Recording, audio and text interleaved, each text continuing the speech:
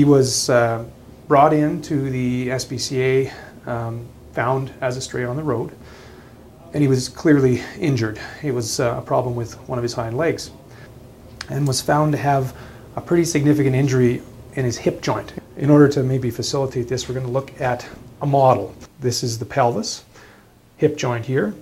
This would be where the knee is. So this is actually just a portion of the bone structure of the hind end of a dog. Tail would come off here. So what happened was he was almost certainly hit by a car, and he had what's called a traumatic luxation of the hip joint. So the hip is a ball and socket joint here, pretty clearly shown by this little model. And what had happened to him was when he was hit, this ball was actually driven out of its socket and upwards, and so probably came to rest somewhere in this range here, meaning that this whole thing was pulled out of its socket, and that entails tearing a major ligament called the teres ligament, which helps hold it in the socket. It also entails tearing a lot of muscles and a lot of other ligamentous structures that hold that ball in place. So it's an extremely painful injury. And what happens then is with that ball sitting up here, of course, he doesn't have a normal joint on which to walk, so he's essentially carrying that leg around. He would be non-weight bearing. He would be very painful. The surgery involves basically taking off the ball portion of the ball joint here. So if you can imagine that this is a true ball and socket joint that fits like that, then in order to deal with this so that he can actually manage, the ball portion of the top of that bone is removed, and now you no longer have anything that's going to be sitting in that socket. The bone is obviously repositioned down into its more normal position. The ball is removed. The reality is at the end of this, he forms something called a false joint or a pseudo joint in there. So you don't have the bone in the socket anymore. You have the head of the femur being gone. You have the top of the femur now sitting here in the soft tissues, and it forms something called a pseudo joint or a false joint. Those dogs, if they're fairly light and fairly athletic and have no other major orthopedic issues on other limbs, tend to actually do really well. So I have no doubt that he's going to be running and charging around and jumping in the course of a few months. So that's actually really a good news story for Blake, and I think hopefully represents a big part of what our mandate here is to do, which is not to sort of give up on these guys just because they have an injury or a problem.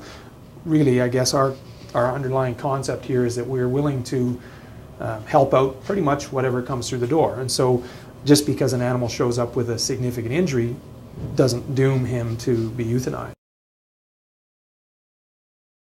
It was done by a surgeon in Calgary, and we were lucky, in fact, to have those people give us a very good deal on that. This is a surgery that probably would typically run in the range of, I would say, probably in the range of about $3,000 when done by a surgeon of that caliber, and I think it ended up being done for less than half of that. The time frame for healing on something like this is probably going to be in the range of 8 or 10 weeks. He may not need to be with us for that entire time during that convalescence and recovery period, but he's going to be now an adoptable dog. This should really be the end of the problem for him. He is not probably going to be considered a perfectly normal dog conformationally. So in 5 years, if we were to look at him, he's probably going to be walking with maybe a slightly different gait than you'd be used to seeing on a dog of similar age and size who had been through this. But the reality is that he should be non-painful, he should be ambulatory, and he should be able to run and jump and do almost all those things that he would have been able to do had he not been injured. Another option at that point would have been to amputate the limb, the affected limb. And it's always better for them to be tearing around on 4 if possible. I think that that was something that all of us as a board and all those veterinarians involved would have preferred not to do.